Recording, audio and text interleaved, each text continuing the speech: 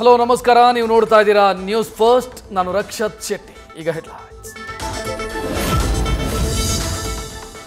ಮೂಡಾ ಹಗರಣದಲ್ಲಿ ಸಿಎಂಗೆ ಹೋಗುತ್ತಾ ಮತ್ತೊಂದು ನೋಟಿಸ್.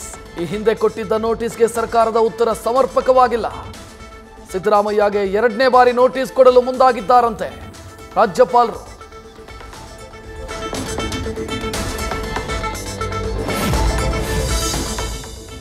ರಾಜ್ಯಪಾಲರಿಂದ ನನಗೆ ಬಂದಿರೋದು ಒಂದೇ ನೋಟಿಸ್, ಅದಕ್ಕೆ ಉತ್ತರ ಕೊಟ್ಟಿದ್ದೀನಿ.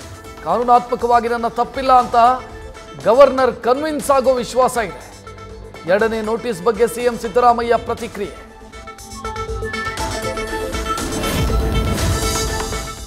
ಮೂಡಾ ಹಗರಣದಲ್ಲಿ ಸಿಎಂ ರಾಜೀನಾಮೆ, ಸಿಬಿಐ ತನಿಖೆಗೆ ಒತ್ತಾಯ. 5ನೇ ದಿನಕ್ಕೆ ಕಾಲಿಟ್ಟ ಬಿಜೆಪಿ ಜೆಡಿಎಸ್ ಪಾದಯಾತ್ರೆ. ಇವತ್ತು ಮಂಡ್ಯದಿಂದ ತೂಬನೆಕೆರೆವರೆಗೆ 16 ಕಿಲೋಮೀಟರ್ ಸಾಗೋ ಪಾದಯಾತ್ರೆ.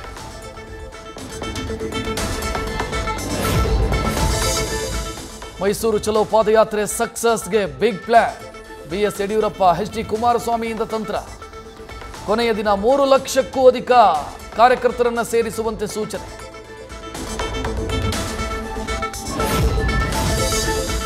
ಪಾದಯಾತ್ರೆಗೆ ಕೌಂಟರ್ ಕೊಡಲು ಕಾಂಗ್ರೆಸ್ನ ಮತ್ತೊಂದು ಪ್ಲಾನ್. ದೋಸ್ತಿ ನಾಯಕರ ಅಕ್ರಮಗಳ ಚಾರ್ಜ್ ಶೀಟ್ ಬಿಡುಗಡೆಗೆ ಸಿದ್ಧತೆ. ಪ್ರತಿಪಕ್ಷಗಳನ್ನು ಕಟ್ಟಿ ಹಾಕೋದಕ್ಕೆ ಕೈ ಪಡೆಯ ಹೊಸ ಲೆಕ್ಕಾಚಾರ.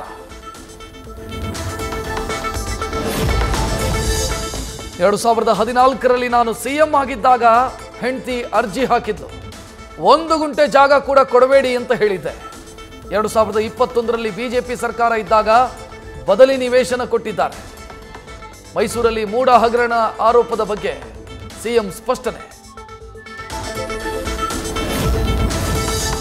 ಮೈಸೂರು ಚಲೋ ಬೆನ್ನಲ್ಲೇ ಮತ್ತೊಂದು ಪಾದಯಾತ್ರೆಗೆ ಹೆಚ್ಚಿದ ಒತ್ತಡ.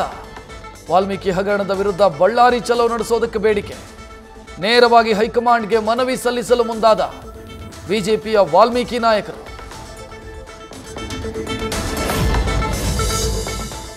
ಮೈಸೂರು ಚಲೋದಿಂದ ದೂರ ಉಳಿದ ಮಾಜಿ ಸಂಸದೆ. ತೀವ್ರ ಕುತೂಹಲ ಕೆರಳಿಸಿದ ಸುಮಲತಾ ಅಂಬರೀಶ್ ನಡೆ. ಸಿಎಂ ಸಿದ್ದರಾಮಯ್ಯ ಸಹಾಯಕ್ಕೆ ಕಟ್ಟು ಬಿದ್ದಿದ್ದಾರ ಸುಮಲತಾ.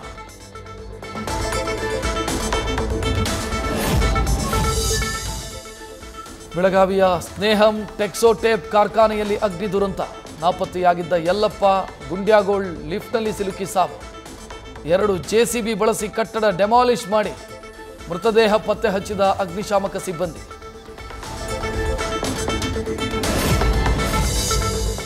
ಕಾಳಿ ನದಿಗೆ ಅಡ್ಡಲಾಗಿ ಕಟ್ಟಿದ್ದ ಸೇತುವೆ ಕುಸಿತ. ಕಾರವಾರದ ಕೋಡಿಭಾಗ್ನಲ್ಲಿ ರಾಷ್ಟ್ರೀಯ ಹೆದ್ದಾರಿ 66ರಲ್ಲಿ ನಿರ್ಮಿಸಿದ ಸೇತುವೆ.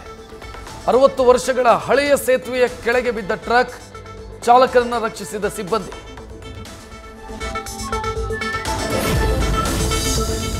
ಕುಸಿದ ಸೇತುವೆಯ ಪಕ್ಕದಲ್ಲಿರೋ ಹೊಸ ಸೇತುವೆ ಬಗ್ಗೆಯೂ ಅನುಮಾನ. ಗುಣಮಟ್ಟದ ವರದಿ ನೀಡುವಂತೆ ಸೂಚಿಸಿದ ಡಿಸಿ. ಸದ್ಯಕ್ಕೆ ಹೊಸ ಸೇತುವೆ ಮೇಲೆ ಸಂಚಾರ ಸ್ಥಗಿತ. ಕಾರವಾರದಿಂದ ಗೋವಾಗೆ ಸಂಪರ್ಕ ಕಟ್.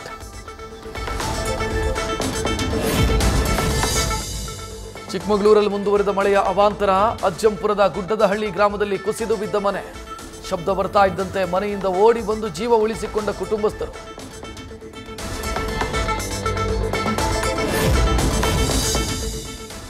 ಕೋರ್ಟ್ ಹಾಲ್ ಬಿಟ್ಟು ಹೋಗಲ್ಲ, ನನ್ನನ್ನು ಕಾಪಾಡಿ. ಹೈಕೋರ್ಟ್ ಮೊರೆ ಹೋದ ಕೆಪಿಟಿಸಿಎಲ್ ಇಂಜಿನಿಯರ್ ಶಾಂತಕುಮಾರ ಸ್ವಾಮಿ.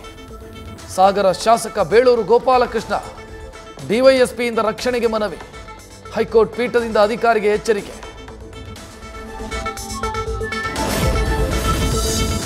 ಮಧ್ಯಂತರ ಪ್ರಧಾನಿಯಾಗಿ ನೊಬೆಲ್ ಪುರಸ್ಕೃತ ಮೊಹಮ್ಮದ್ ಯೂನುಸ್ ಆಯ್ಕೆ. ಬಾಂಗ್ಲಾ ಬಿಕ್ಕಟ್ಟಿಗೆ ಇನ್ನಾದರೂ ಬೀಳುತ್ತಾ ಬ್ರೇಕ್. ಅಧ್ಯಕ್ಷ ಶಹಾಬುದ್ದೀನ್ ನೇತೃತ್ವದಲ್ಲಿ ನಡೆದ ಸೇನಾ ಮುಖ್ಯಸ್ಥರು ವಿದ್ಯಾರ್ಥಿ ಸಂಘಟನೆಗಳ ಸಭೆಯಲ್ಲಿ ನಿರ್ಧಾರ. 2018ರಲ್ಲೂ ವಯನಾಡಿನ ಜನರ ಜೀವ ಹಿಂಡಿತ್ತು ಪ್ರಕೃತಿ. ಪುತ್ತುಮಲ ಗ್ರಾಮದಲ್ಲಿ ಭೂಕುಸಿತ ಸಂಭವಿಸಿ 17 ಮಂದಿ ಸಾವು. ವರ್ಷಗಳು ಕಳೆದು ಹೋದರೂ ಸಿಕ್ಕೇ ಇಲ್ಲ 5 ಮೃತದೇಹಗಳು.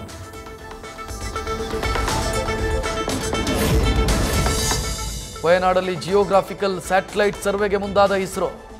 ಯಾವ ಪ್ರದೇಶದಲ್ಲಿ ಯಾವ ಟೈಮ್ನಲ್ಲಿ ಭೂಕುಸಿತ ಆಗತ್ತೆ ಅನ್ನೋದು ಪತ್ತೆ ಹಚ್ಚಲು ಕ್ರಮ. ISRO deputy director doctor SV. Sharma ಮಾಹಿತಿ.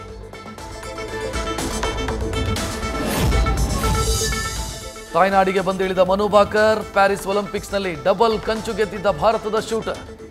ದೆಹಲಿ ಏರ್ಪೋರ್ಟ್ನಲ್ಲಿ ಅಭಿಮಾನಿಗಳಿಂದ ಅದ್ದೂರಿ ಸ್ವಾಗತ.